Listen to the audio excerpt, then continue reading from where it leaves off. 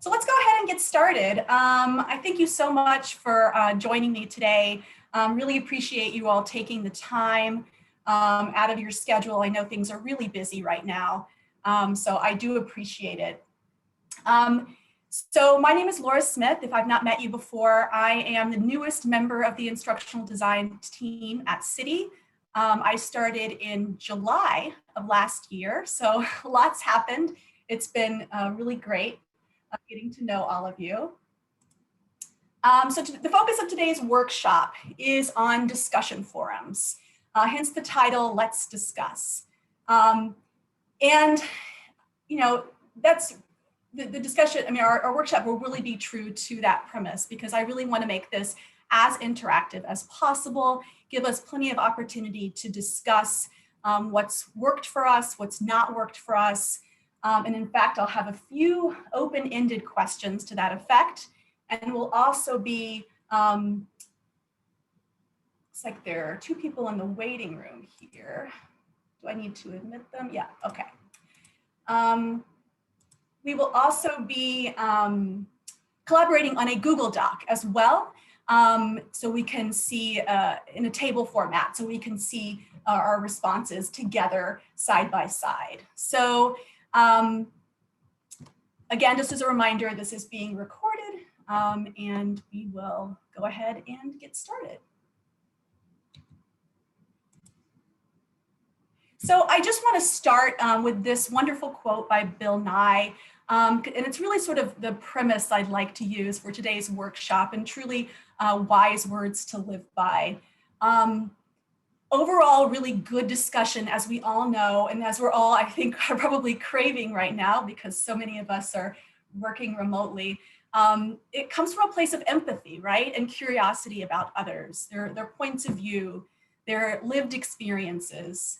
And today, I really want to honor this approach in the design and facilitation of the workshop and a discussion about how to design and facilitate your discussion forums in your classes. So I hope to learn from you also what you've experienced, the obstacles you've faced, and hopefully come up with some solutions for you and some ideas for next time. So today's agenda, we've got a few objectives here. Maybe we'll get to others depending on your interests. So today I will be asking you to reflect on your personal experiences with effective and ineffective class discussions. They could be live discussions or in the kind of online discussion forum, which is more of the focus of today's conversation. Just a moment. I'd like to discuss the value of using discussion forums in your online class, why we use them, what pedagogical purposes they serve. And then I'd like to outline 5 recommendations that will outline or that will enliven your discussion boards and hopefully not burden you with more work because Lord knows we don't need more of that, right? I'd like to also just talk about some tech tools or identify some tech tools that can facilitate good online discussions. And then hopefully on your own, you'll make a plan to integrate or improve upon the use of discussion boards in your online or blended class. So to start with, and this is where we'll start using our Google Doc. So I am going to add that to the chat. And this is an editable doc here, so you can start typing in your responses. What I'd like you to do is to reflect on a forgettable discussion experience, which may sound kind of like an oxymoron, right? How can you reflect on something you've forgotten? But, or maybe a conversation live or online, why didn't it work? Or if this experience was truly forgettable, then speculate on what happens when these discussions fall flat, when they don't work. So I'm going to go ahead and switch over to, let's see, new share our, the Google Doc that I just sent to you. So you should be able to click on that link I provided. And you can start entering your forgettable or ineffective discussion experiences, whether they be in discussion forums proper or in the live classroom. Oh, great. So I see some of you are already writing here. Excellent.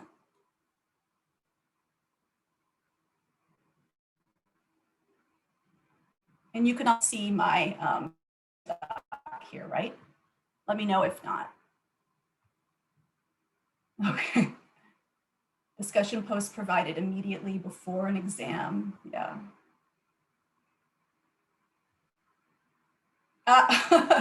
What color is the sky questions that only have one correct answer. And if you prefer not to type, feel free to unmute yourself and verbally as well. Too many discussion board activities, yeah. That is a great point too.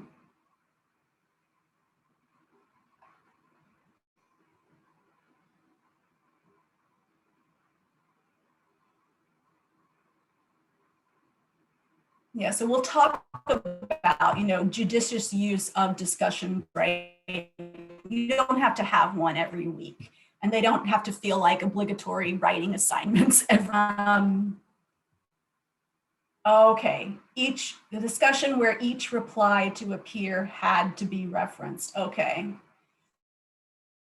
So maybe discussion forums or discussion guidelines that are too prescriptive, right? There's too many guidelines that tend to impose, that students tend to then use it as or just a check this box kind of assignment.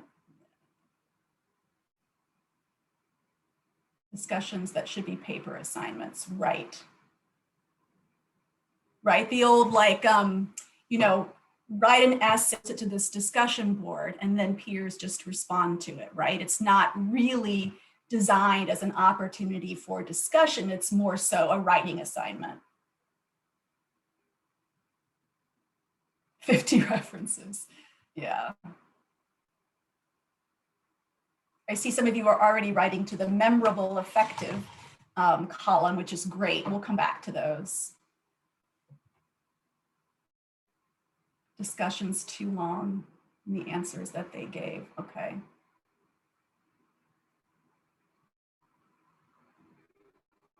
Okay.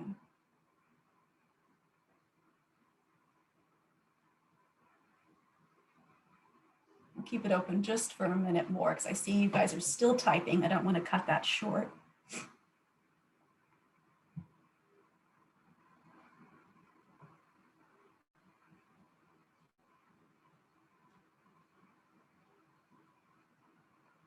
Okay, awesome.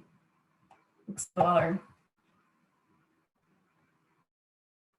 Definitely agreeing with the paper assignment comment. Alternatives to these things today. So hopefully you'll come away with some good ideas, maybe from my presentation, maybe from one another, right? Which is ideal, right? So let's go back to the alternative to that, right? Reflecting on a memorable class discussion experience, live or online. What do you remember about that and why did it work? And I see that some of you have already included some of your observations here. Honest self-reflection, feel free to add to them as we're talking here.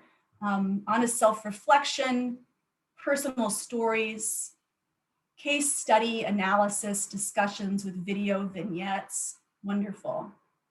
A discussion that truly moves to a deeper discussion or ends with a conversation with someone and then spurs more conversation. That's great.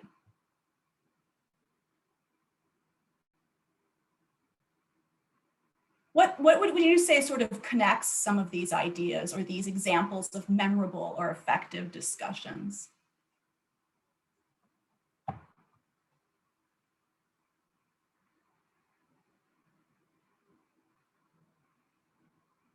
Broad enough topic that allows for multiple avenues to explore.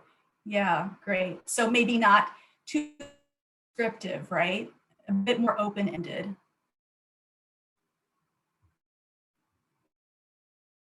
Any other thoughts, either written or shared version? And I think with mixed learners, setting up a rule where maybe people that don't know as much can start early on, and then the more veteran folks can offer comments later that kind of get into further detail. Oh, yeah, that's an interesting thought. Relative to a student's current experiences in life, professional and personal. Yeah, I mean, I really see personalization and, lived real experience being a connecting thread among these. Mixed mode options of participating. Yes, good point. We'll talk about that today. Text, audio, and video. Yeah, absolutely.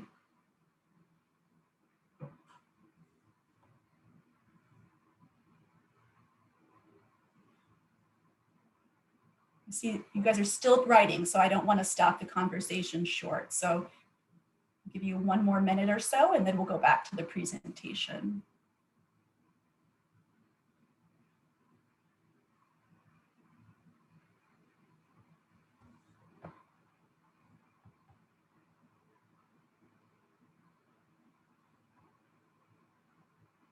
All right, it looks like we've reached a good stopping point here. So these are some great reflections. So I wanted to just add my own personal anecdote of when a discussion has both, worked, not worked, and then worked. I taught an online course for many years on a very kind of really broad, sweeping overview of art history in a kind of 6-week, a very not comprehensive, but a very broad, sweeping kind of overview of art history in 6 weeks. You can imagine going through 30,000 years of art production in 6 weeks is a daunting task.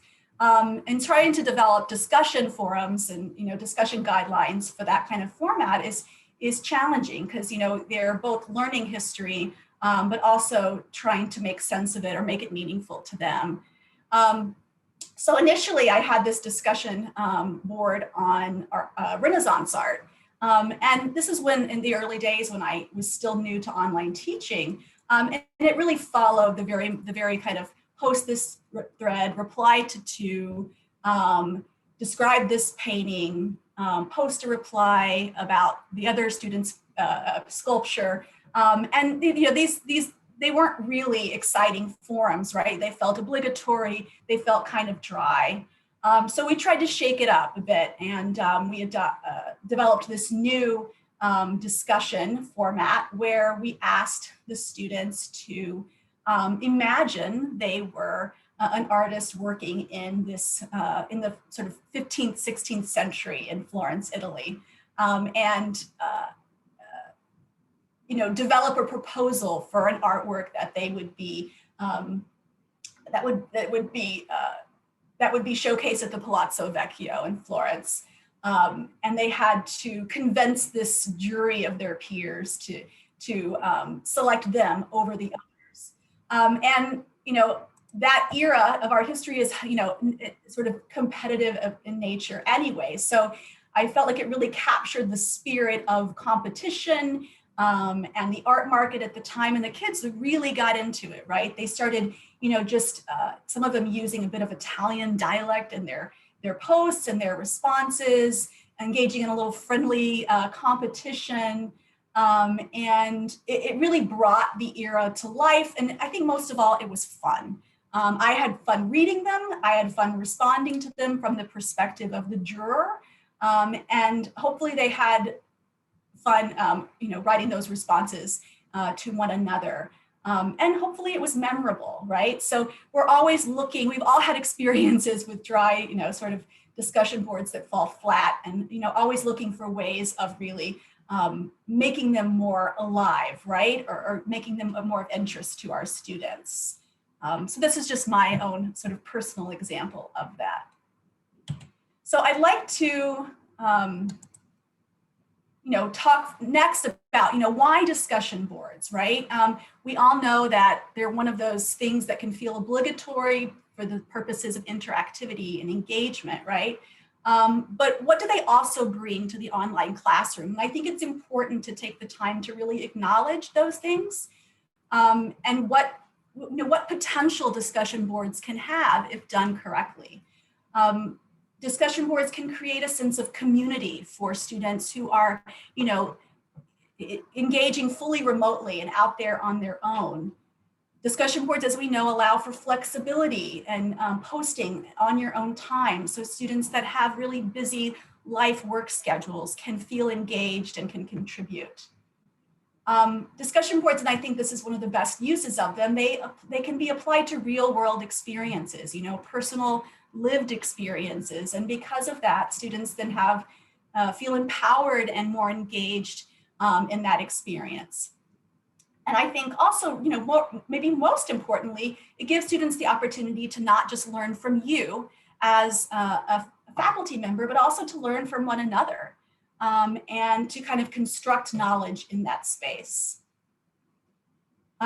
Discussion boards, I think, if done well, also give the opportunity to develop critical thinking skills specific to that domain, right? Rather than regurgitating kind of the usual kind of facts about something, they allow for, again, deeper sort of critical thinking to emerge.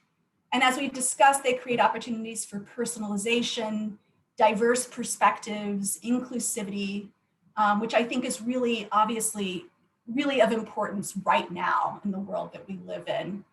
And then ambiguity, right? Ambiguity is really important. I know maybe it's not as relevant depending upon your field, but there are lots of gray areas. There are not areas where the answer is so cut and dry. And discussion boards give the opportunity for students to really discuss those gray areas and reflect on them.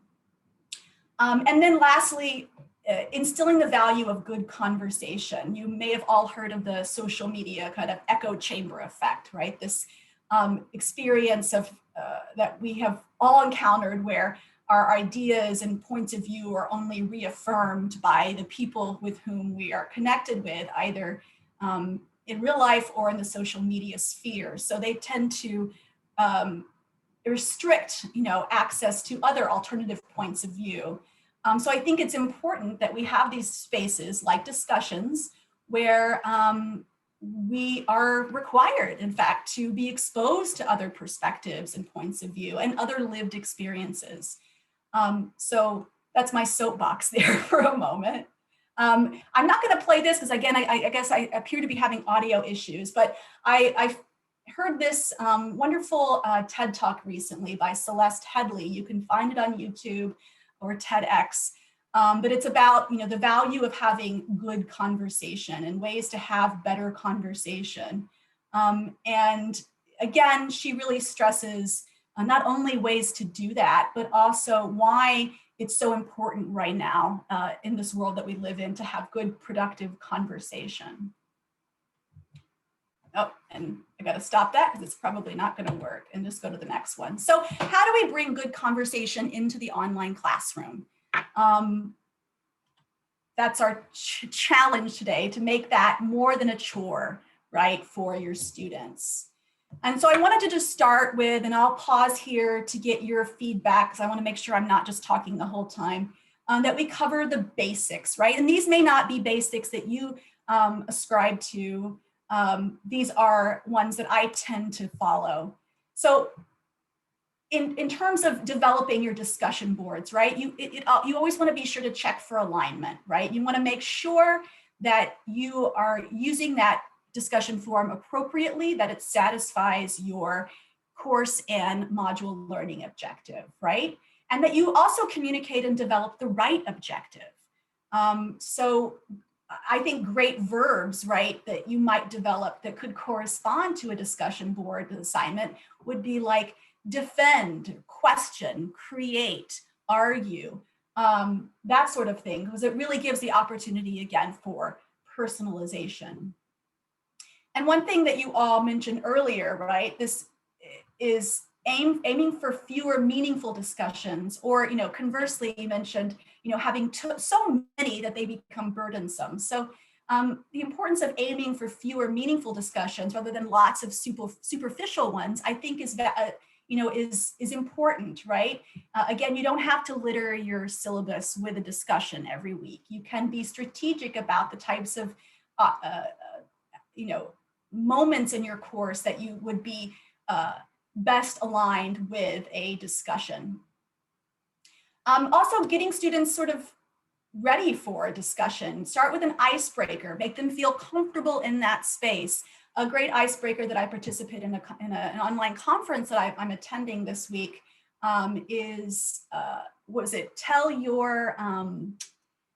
the story of your name in 1 minute. So that was more of a verbal sharing opportunity, but I thought what a wonderful opportunity to give students to immediately personalize and to feel that their lived experience is valid, and they can bring that into the classroom. So start with an icebreaker discussion. Don't assign it for a grade, unless you want to, but just to get them comfortable and know that they can really use that space as a place to share. Obviously, with anything, we want to provide clear directions, and we want to set expectations and deadlines so students know exactly what they're being expected to do and when. And we, of course, want to set an etiquette expectations, right? We definitely don't want discussion boards to be a space where people feel offended, where they feel like they can't talk or speak up about their own point of view. So we want to make sure that in our syllabus, or maybe reiterated in our discussion guidelines, that we set some expectations around etiquette, respecting and constructively engaging in conversation with others. Using a rubric can be really helpful, right? A set of evaluation criteria that you use to evaluate students' contributions to the discussion board. And so students, again, know exactly, to a degree, what how they need to contribute there. One thing that I do, but again, it's really instructor preference, is using a must post before seeing replies. We want to make sure that students' contributions are authentic, right? So they're not just reading and kind of loosely plagiarizing one another. But if you restrict them to not being able to see their peers' responses before they post their own, then it gives them that opportunity to really develop their own perspective and share it. You could provide an example prior to that, so students have a set of kind of a prior example to follow in case they feel overwhelmed by that. And then, as a faculty member, you want to respond strategically. Don't dominate the conversation. And you might want to develop some sort of your own particular approach for how you might do that. And I think really important for you is, make it something that you want to read, right? So it doesn't feel like a chore for you to go in there and read and reply to those posts, right? Make it something that you will feel engaged as well. And connecting, synthesizing, wrapping up, again, approaching how to facilitate those forums is important. Are there any other basics that you would like to share with each other that's just sort of fundamental approaches to developing and facilitating discussion boards that you'd like to share? Feel free to write it in the chat or unmute yourself. I would just like to ask a question to the group.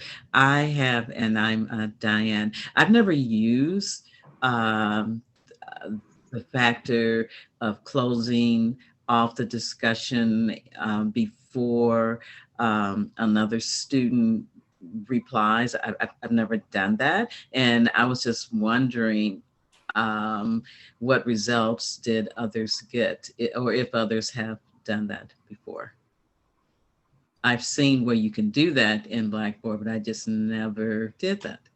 Yeah, this is Brandon, one of your other friendly neighborhood instructional designers. I oftentimes use that feature in the LMSs. It really helps with students, not quote unquote copying off of each other, and to be more, responsive, not just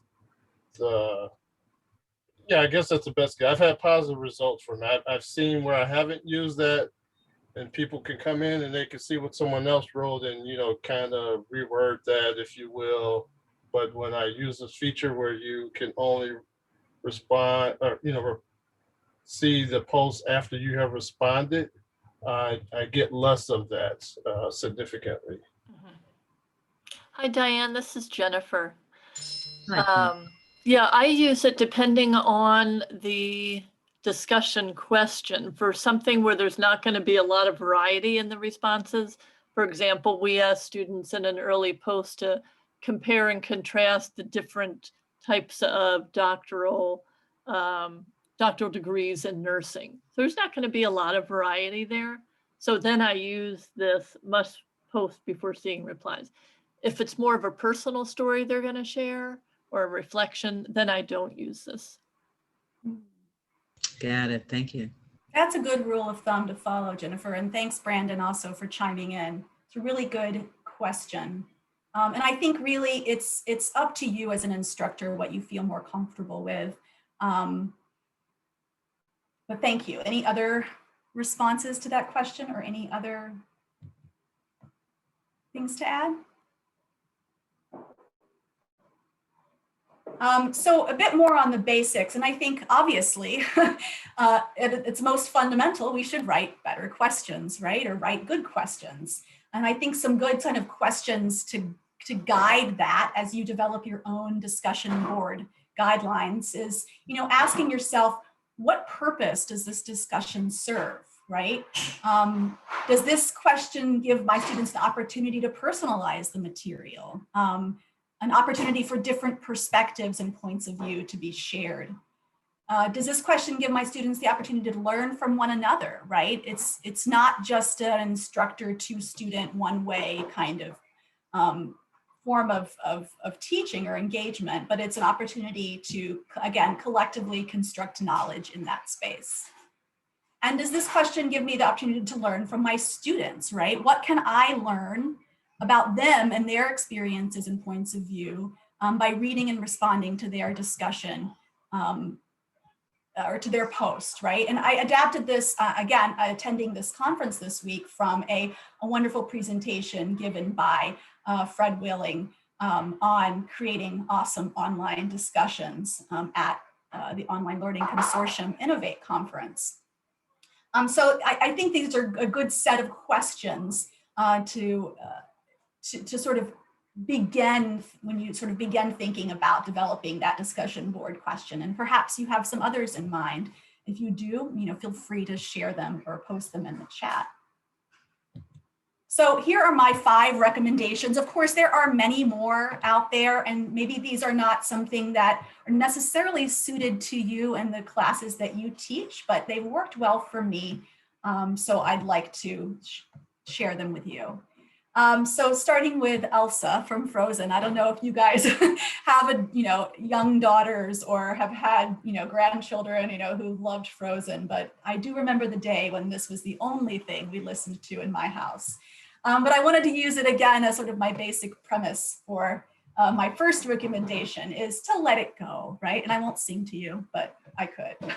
So, letting it go. And what I mean by that is using more open-ended prompts, right? Don't be so prescriptive about what you're asking your students to do. I've heard a lot of talk this week that the old kind of post once by such and such, reply twice.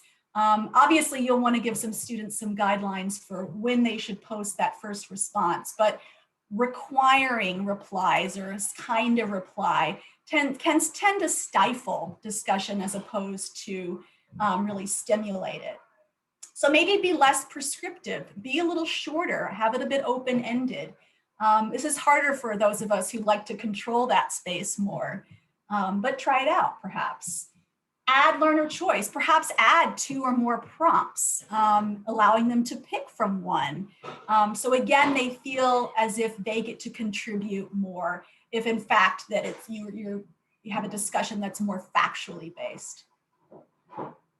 Potentially allow students to find the resources they need, right? Maybe not provide it to them, but let them seek those out and bring them into the discussion, right? Maybe do a bit of content curation there where they have to develop a list of resources around a particular topic and discuss and debate those. And I think discussion forums can be really useful for class check-ins and muddiest point discussions, maybe things that are not done for a grade at all, and in which case it would require less work on your part, in evaluating them. Just having a discussion forum where you have opportunities to clear up things that your students don't quite understand and where other students can clarify those muddiest points for them. And again, we've talked about inviting ambiguity. Are there any other areas where you feel like, again, letting go or has worked for you? Feel free to share or type.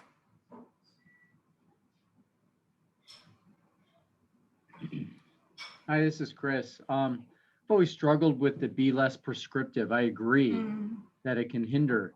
Sometimes, depending on your group, if you're less prescriptive, you may not get responses at all either. So just something that I've always struggled with.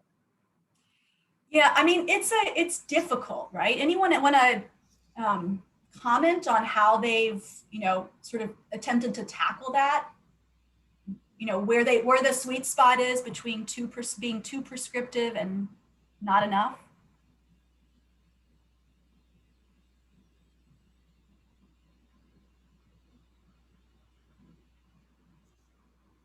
I mean, especially in your fields, right? I can imagine that's even that much more difficult. Well, I've probably handled it completely wrong, but oftentimes there's a grade attached to being, in other words, we want to hear from you, and if we don't, there might be a decrease in your grade. So it seems to get them writing, but I'm sure they're doing it a little begrudgingly. Yeah. I know, right? And students have a lot of mixed feelings about discussion board assignments, right? When they're valuable, when they're not. And so often they can feel like a chore, right? I think oftentimes, even if you are prescriptive, or you have to be, because that is the nature of what you teach and the nature of the assignment, again, just allowing more opportunities for self-reflection and personalization, and maybe even play and fun with that is useful. Anyone else? Yeah, go ahead, Todd. I think sometimes we get conflicting messages too, because I try to be somewhat minimalist and not have more discussion boards than what's necessary for being educationally useful and advancing the projects they're working on and things like that. But then when my courses get reviewed by others, I'm told that I should have more so that we can have things that document student engagement each week of the term in an asynchronous course. And so it seems like the guidelines for improving the quality and engagement of discussion boards, those recommendations are exactly opposite what we're being told about needing to include more discussion boards so we can track and document student engagement for accreditation and things like that.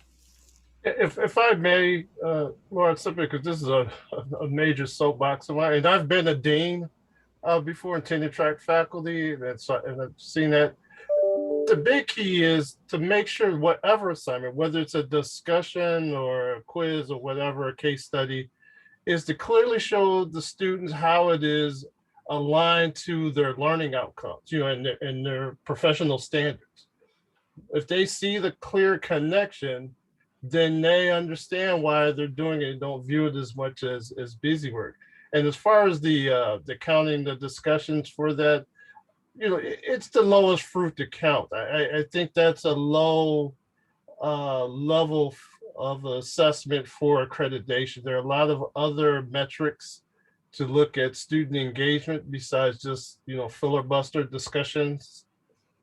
Forms, if you will, it's the easiest thing to count, but it's not necessarily the best thing to count, or should be the only thing to count.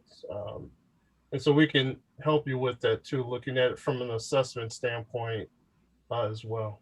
Okay, good. I mean, I totally agree with you. It's just I get competing pressures. Right. And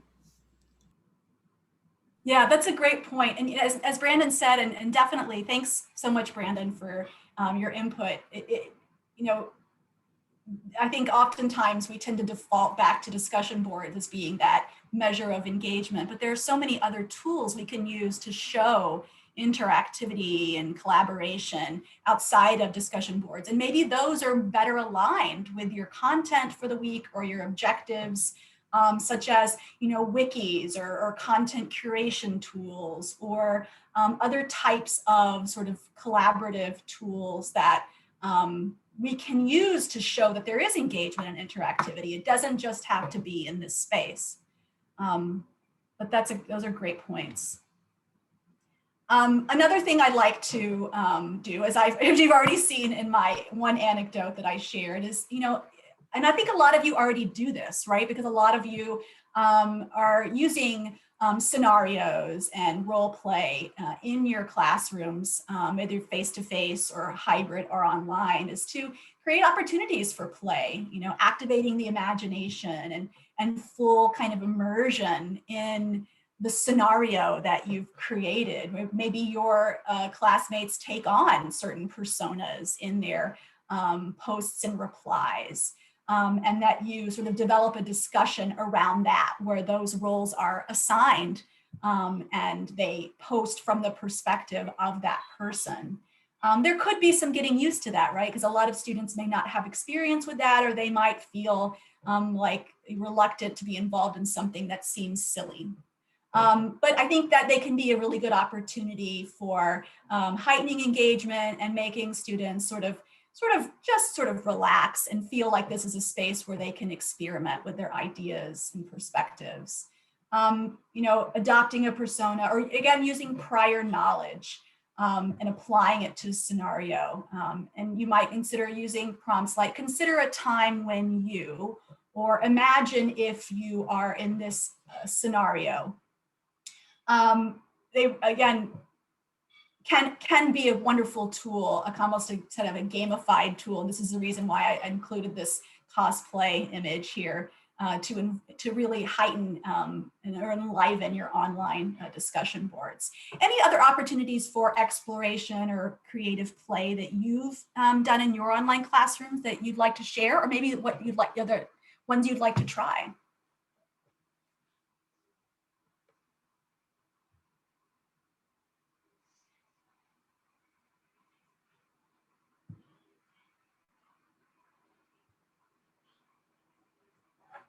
So maybe we'll come back to that. Maybe you're thinking about it, or feel free to interject if you think about it.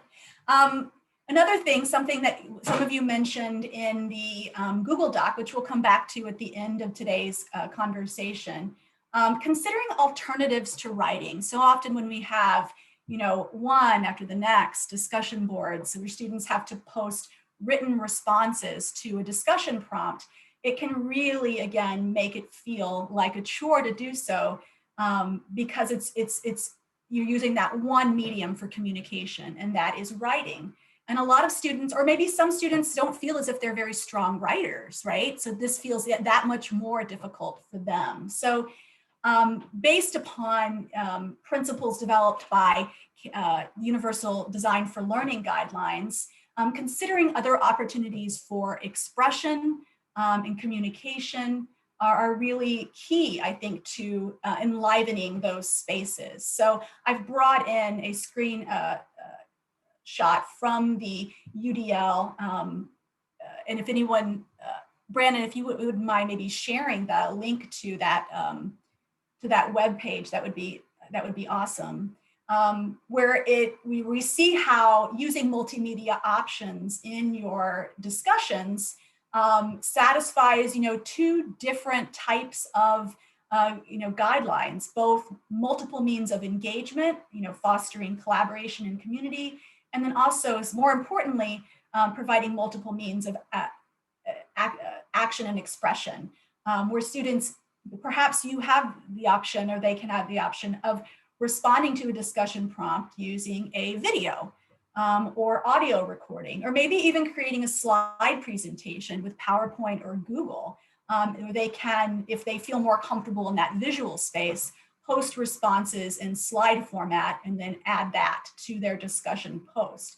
It can help you and the student just kind of mix up those discussion boards and make you feel like, and them, that you're not reading, paragraph upon paragraph of sort of the standard stock replies to those questions.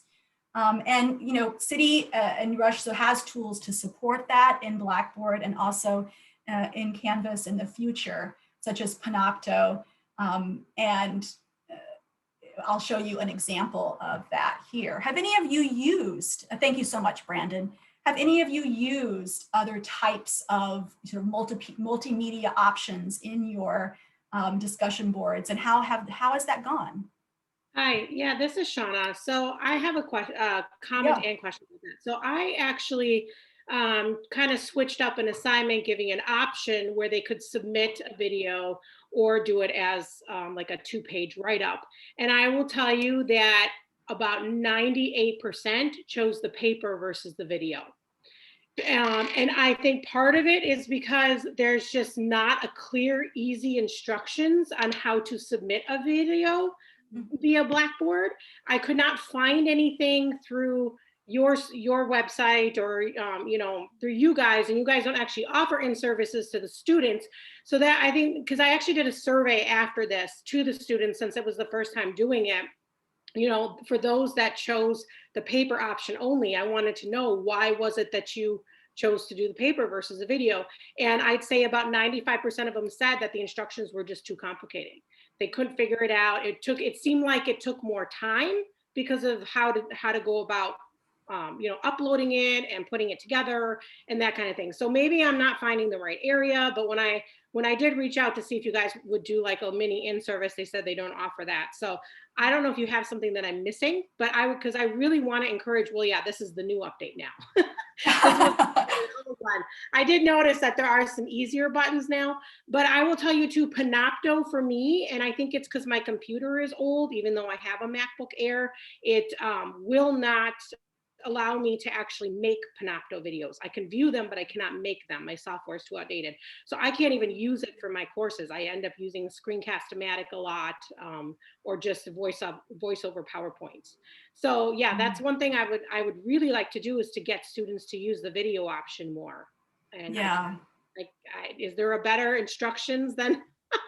Yeah, well, we can definitely work with you on sort of developing maybe even just a quick one-pager to share with your students on how they can add video to their discussion posts so that it feels more intuitive for them. I mean, they could also just take a video with their phone and post it to YouTube and embed that YouTube link if they're comfortable with that. If you're comfortable with them using software like that in your classroom, if they find this process to be a little too cumbersome, or we can work with you to like develop, succinct guidelines that would help facilitate that. Okay, that'd be good. Thank you. Yeah, no problem. Brandon, or if any other instructional designers are here, do you guys have any other sort of remedies to this issue that you? This is Amy. I was just going to say that my kids are in high school and they're given that same option too. And they have the exact opposite, where the majority of the kids decide to do the video and not the paper. So I think in the future, you might see more people choosing that option. So because I said too, because I always said to my kids, show me the rubric, and I'm like, oh, you guys had an option to do a paper? And they said, yeah, but pretty much everybody chose to do the video. So you might see more, as you see more students who are, joining Rush, they're younger, and they might be able to choose. They might be choosing that video option more, because you might see more students who are more comfortable doing that as an assignment, because I've seen my own children do that. They're doing videos for their assignments, and they don't seem to be as camera shy as maybe some other students might be. That's a really good point. And maybe is it a generational thing, or is it that students are just so used to writing written responses in response to discussion prompts that this is what they're comfortable with, right? So that they just default to that. I don't know. That's a good, an interesting thought. This is Diane. Another media thing that I used was Flipgrid, and I did not really give the students any other alternative to write anything. I did a little video through that, and they had to respond with a video in the discussion. And so, of course, everyone did it, and I had a set time limit on there too for them to utilize as well, and that worked out well. Oh, good. Yeah. We're going to do that again. Yeah, great idea, Diane. Flipgrid's such a great tool, and it's so intuitive and easy to use. And my kids use it all the time too. And I have fun with it as well. So if you're interested in exploring that tool, Rush does help provide support on that. Then we can, City can definitely work with you on using that either in your discussion forums or elsewhere. So I provided this. Yeah, sorry, Brandon, go ahead. Yeah, I was going to say, just so you know, Flipgrid is a third-party free tool. Right. So it's not a licensed tool by Rush. Right. Thank you for but speaking of licensed tool from Rush, Panopto does have a app too for your phone. So even though your computer may be old, maybe your phone might be newer. So that's another option. So there is a Panopto app, I believe, for Android. I know for sure for iPhone. That could help as well with students using video with that. And so that's a very good point, Brandon. So if they have we do downloaded license that Panopto. app, Rush officially licensed Panopto. Right. That's a good point. So if they've downloaded that to their phone and they use their single sign-on, they could then create a video, right, with that app. That could be then added to their online classroom or whatever platform Rush is integrated with. Okay, yeah, good point. And then I've included this screenshot here of how you might do that in Blackboard, and these are the instructions specifically for students. So again, maybe not super easy as using Flipgrid or using YouTube, but still it's possible. And if you need help sort of figuring out how to do that, you can also create a Panopto video. If you enable that Panopto tool in your Blackboard course, in your main navigation menu, students can then create that recording there and then add it to a discussion post as well. So Brandon, thank you for sharing that guide. And of course, City can help you with all of those tools and helping you, thinking about how to use them also, and whether or not they serve an instruction or a sort of instructional design purpose and function in your in your course or in that discussion board. This was sort of relating to my earlier slide on letting it go, but I put this separately because I think there are lots of great opportunities for peer-to-peer learning with the use of discussion boards, especially with using sort of peer-led discussions, right? So you might do this with a muddiest point discussion, or you could do this with a particular topic. Perhaps you might do it in groups or do it with a larger class if your classes aren't too big, but inviting peer-led discussions where a group or a student would write the discussion prompt and then maybe assigned, if you have a lot of discussions, to a week where they can facilitate that discussion as you would as the instructor, asking questions of their peers to try to provoke more conversation. Again, you could do that in smaller groups, as I've seen some of you guys do in some of these really larger classes. And then again, allowing for those individual groups to lead those discussions. Another way I found it to be successful is to require that your students include a question at the end of their post for their peers to answer. So, and you might post some guidelines for that question so that it's more it's more provocative. It's not something that's just going to, respond with one word or factual answer like the sky is blue. But perhaps, again, a way of inviting students to take more ownership of the discussion by developing their own discussions for reply could be a good approach as well.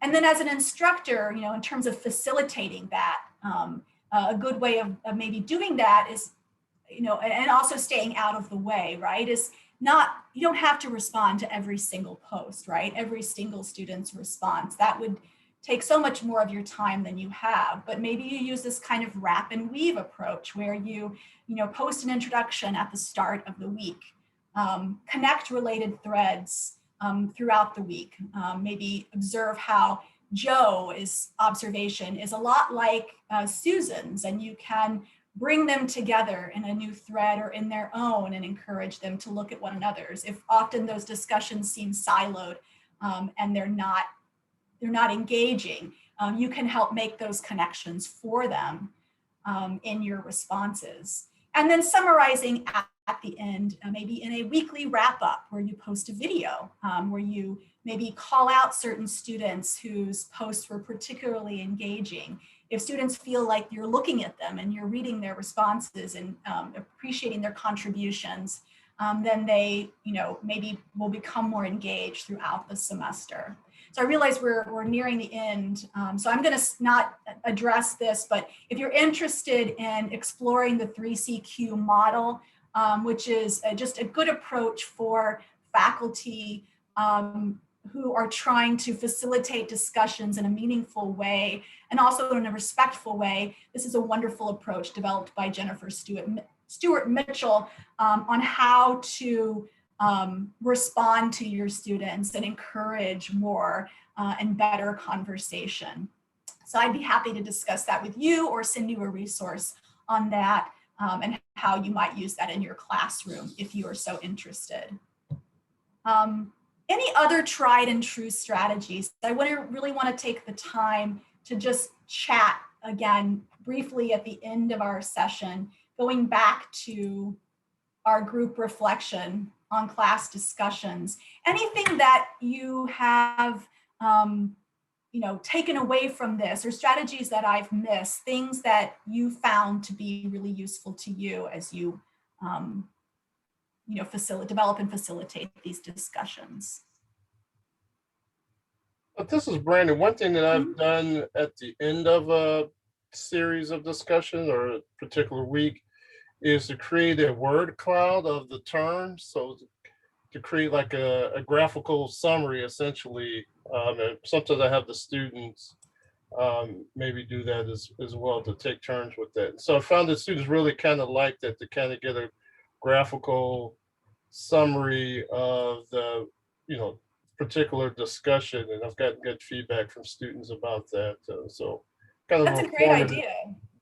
Yeah, so kind of a qualitative analysis, if you will, with that. Yeah, any opportunities, I think, to visualize those main threads or points or kind of overarching ideas is a great idea. And speaking of, here's my word cloud for tech tools, which we hadn't have an opportunity. We did actually, so we talked a bit about Panopto, but there are so many other types of tech tools that you could use. These are third-party tools, right? And outside of Panopto and Canvas Studio, they would not be integrated with Blackboard. But again, ways that you can sort of mix up and enliven your discussion boards. VoiceThread is a really great one where you can, again, post your own, audio, video, written commentary to videos and images, and your students can then also contribute to that. And it feels a bit more like a conversation than these kind of siloed threads of discussion threads. So if you'd like to explore any of these tools, please reach out to us and we can advise you on how best to integrate. The URL to VoiceThread. Brandon, would you mind just getting that really quickly and putting that in the chat? I appreciate it.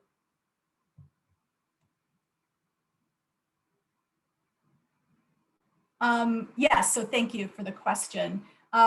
So again, hopefully you've gotten some sort of takeaways that you can use in your online classroom. An hour is not quite enough time to cover all that, but if you are interested in strategies, exploring those in your classroom, please do reach out to me or any of the instructional designers at City. We would love to help you, figure out something that works best for you in your online classes or your hybrid classes as well. Here's my email. The Google Doc will remain open indefinitely, so you can continue to refer back to that. And I could probably add some links to that as well. So it could be a usable resource for you. And I'm also happy to share the slide deck with anyone who is interested in it. Thank you so much, Brandon. Anything else you guys would like to share now that we're at the bottom of the hour here? Other than, if not, thank you so much for attending, and I hope you have a great rest of your day. Thanks so much. Thank you.